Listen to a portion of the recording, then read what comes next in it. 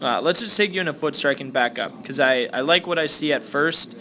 So right here, stabilization happens right there. Okay? Um, yeah, man, a lot of good things going on, Luke. The style of how your arm goes up here, that's good. We're getting into internal rotation with the ball in our hand. That was always the issue. It would still be interesting to see what the view from behind would look like. But that was the whole thing, was we didn't see this happening with your arm and the ball in your hand. So typically we saw the ball in your hand and this happening. So absolutely looks better.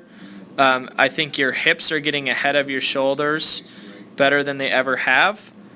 Yeah, I think a lot of it's good. Now, the only thing I see before that is, okay, let's look at when you go to drive. It's right there, okay? So right here, when your leg starts coming out from under you, drive leg is pretty darn close. This is what I was talking about. Not trying to do that.